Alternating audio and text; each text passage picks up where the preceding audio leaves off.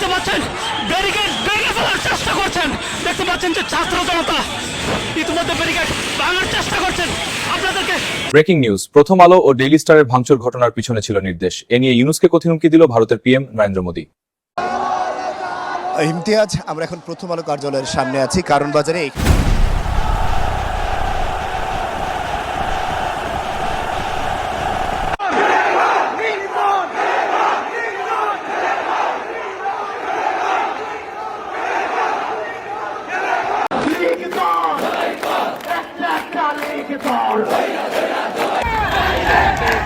সিঙ্গাপুরে নেওয়া হয় এবং সেখান থেকে করা হয় এবং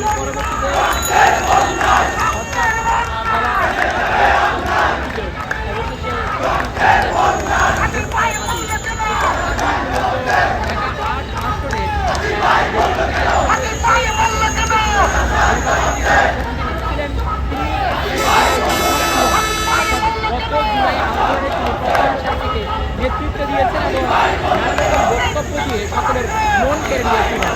অবশ্য তারই সেই সংঘাতে গত 12 ডিসেম্বর যখন গুলিবিদ্ধ হন তখন তাকে ঢাকার মেডিকেল কলেজ হাসপাতাল এবং লিভার কেয়ার এবং সর্বশেষ সিঙ্গাপুরে তাকে নেওয়া হয় এবং তিনি আজ রাত 10টার দিকে শেষ নিঃশ্বাস ত্যাগ করেন। তার এই মৃত্যুর খবর যখন সোশ্যাল মিডিয়ায় বা যখন সব জায়গায় জানাজানি হয় তারপরেই মূলত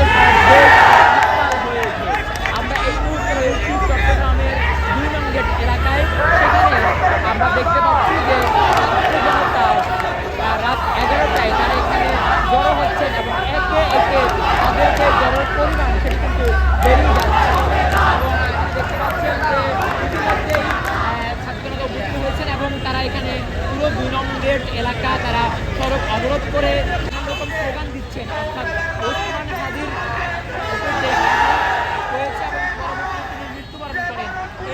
এই ঘটনার কারণে বা এই ঘটনার পরে যখন খবরটি ছড়িয়ে পড়ে তখন তার অনুসারী, তার সমর্থক এবং বলা চলে সারা বাংলাদেশে যারা জুলাই যোদ্ধা রয়েছেন তারা মাঠে নেমেছেন এবং আমরা দেখতে পাচ্ছি চট্টগ্রামের ঠিক একই চিত্র। চট্টগ্রামে রাত 11টার দিকে জুলাই আন্দোলনে যারা রয়েছেন তারা মাঠে নেমেছেন এবং তারা এখানে 2 নং গেট এলাকায় জড়ো হয়েছেন এবং কিছুক্ষণ পরে তারা ভারতীয় চট্টগ্রামে যে ভারতীয় হাই কমিশনের ভবন রয়েছে অর্থাৎ যেটি অবস্থিত তারা সেই অভিমুখে রওনা করবেন এবং এখান থেকে তারা প্রস্তুতি নিচ্ছেন।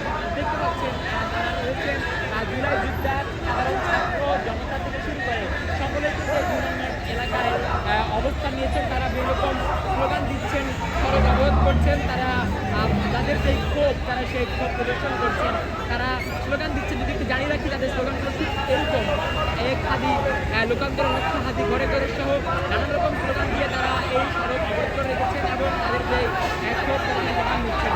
মূলত ছাত্র জনতা প্রস্তুতি নিচ্ছেন, তারা কিছুক্ষণের মধ্যেই চট্টগ্রামস্থ ভারতীয় যে দূতাবাসের অফিস রয়েছে তারা সেই অভিমুখে রওনা করবেন এবং ভারতীয় হাই কমিশনের অফিস ঘেরাও করার কথা রয়েছে।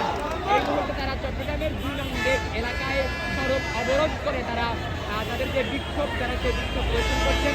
সেটি আপনারা দেখাচ্ছি থেকে।